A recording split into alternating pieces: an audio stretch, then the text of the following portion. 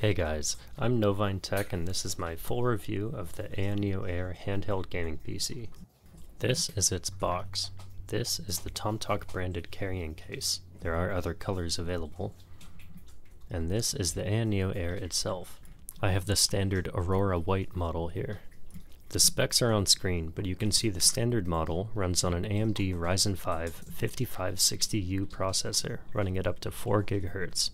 It has 16 GB of LPDDR4 RAM running at 4266 MHz, and my particular model has a 512 GB NVMe SSD. The device has a 1080p OLED screen, a 28 watt-hour battery, weighs only 398 grams, and retails for $649 USD. The Air has some pretty satisfying buttons, so I'm just gonna let this part play.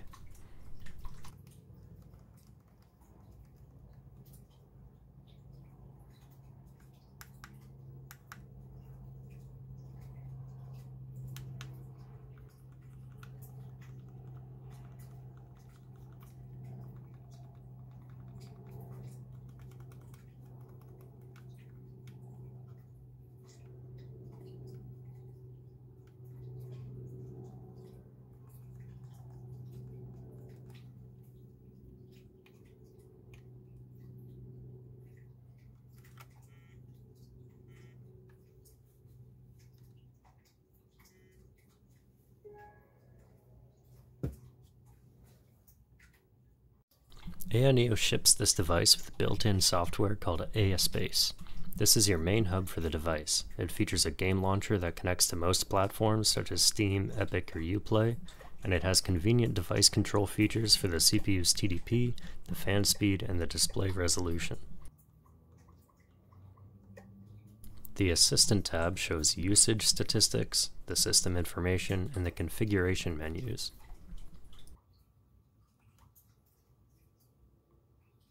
In the controller configurator, you can customize the sensitivity of the sticks and triggers, enable auto for any button, configure the gyro, and adjust the vibration intensity.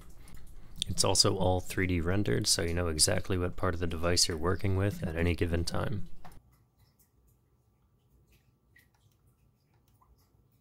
In the Ayaneo configurator, you can fully customize the stick's RGB, choose the shoulder button hotkeys, and recalibrate the joysticks.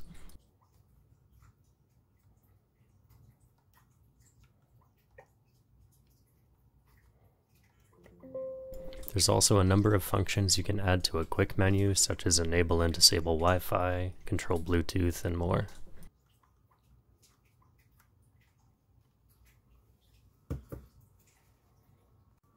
Mostly though, I just use the on-screen overlay. This lets you control the volume, the brightness, the TDP, the fan speed, the device's resolution, and access those configurable quick functions such as Bluetooth or Wi-Fi settings.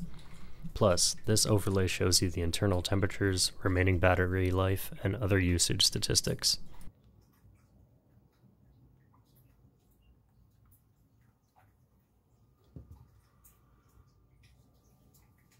One thing that makes the Ayaneo Air stand out to me amongst handheld PCs is its Windows navigation features.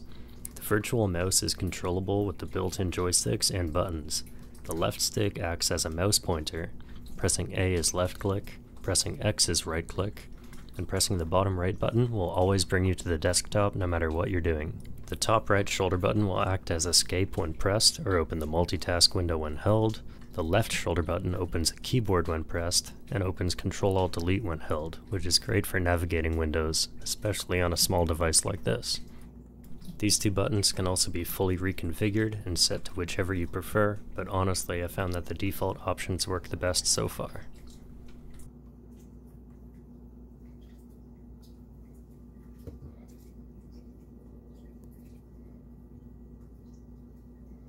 Now for some gaming. The sweet spot that I found for this device is setting the resolution to 720p and setting the TDP to 12 watts. This lets you reach 30 FPS on AAA games without letting the fan get too loud or the device get too hot. As you can see here, Need for Speed Hot Pursuit Remastered is running excellently at that 12 watt TDP, and with the speakers on you can't really hear the fan at all. Plus, the Hall effect triggers make controlling the throttle and the brake a breeze in racing games like this or Forza. Also, the camera doesn't really do this justice, but this game looks excellent with the high pixel density on that 5.5-inch OLED display.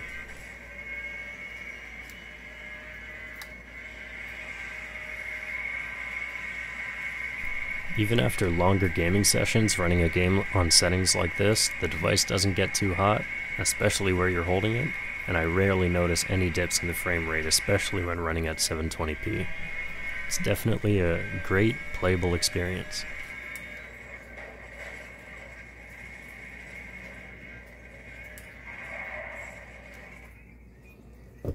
Another thing that works great at 12-watt TDP is high-end emulation. My personal favorite is running Wii U games through the CEMU emulator. With this setup, you can get a reliable 30 FPS on high-end games like Breath of the Wild, and you can even get working motion controls due to the device's built-in gyrometer. For easier to run games on the Wii U like Super Mario Bros. U, it's pretty easy to get a solid 60 FPS on 12-watt TDP. What that means is you could even drop the TDP down to 8-watt if you wanted to try and get 30 FPS, and you'd get a much greater battery life and lower temperatures.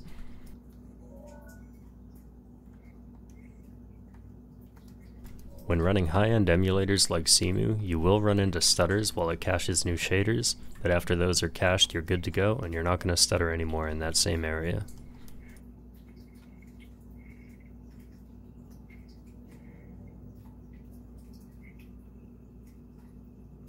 While AAA games and high-end emulated games don't run particularly well on 1080p, retro games, indie games, and 2D games are beautiful on that 1080p resolution. Here I have Dead Cells running through Steam at 1080p default settings. In my entire experience playing this game, I have yet to see it drop below 60 FPS, and the temperature of the CPU doesn't even reach 65 degrees Celsius, though it is pretty cold in my house. Plus, playing games like this that don't really use the right joystick handle wonderfully on this device. The face buttons have an excellent amount of travel that feels satisfying while still delivering the inputs to the game quickly enough. My favorite part of this device though is its D-pad. This has a Vita-style D-pad that is silent but clicky with a great amount of feedback.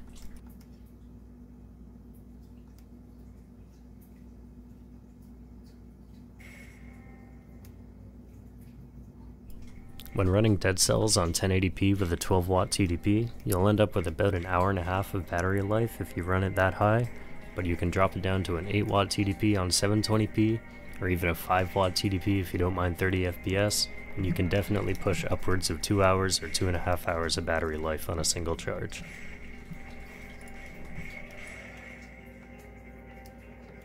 One benefit that you would get from picking up the 5825U model instead of the 5560U model is that you could play lightweight games like this on 5 or even 3-watt TDP.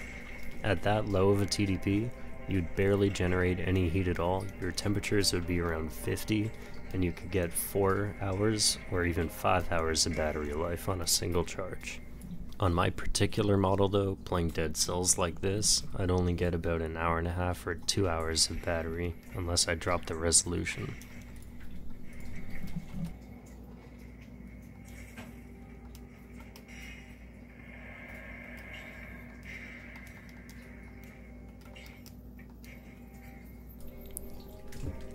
Another game that I just had to try on this device at 1080p was a personal favorite of mine, Hades.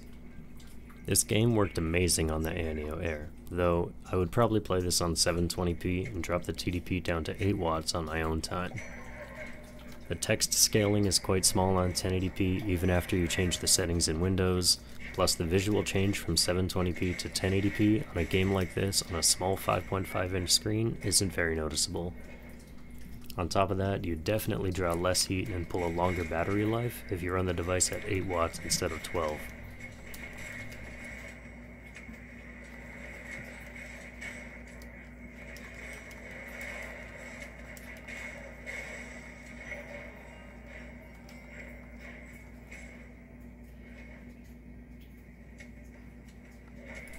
I'm just going to let the gameplay ride a bit here before giving my conclusion.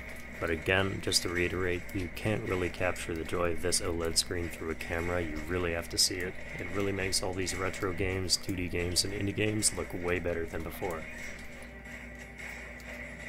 I personally think this is an excellent way to play all of these lightweight, controller-focused games, and I don't think I'd ever play a lightweight game like this on my actual PC again.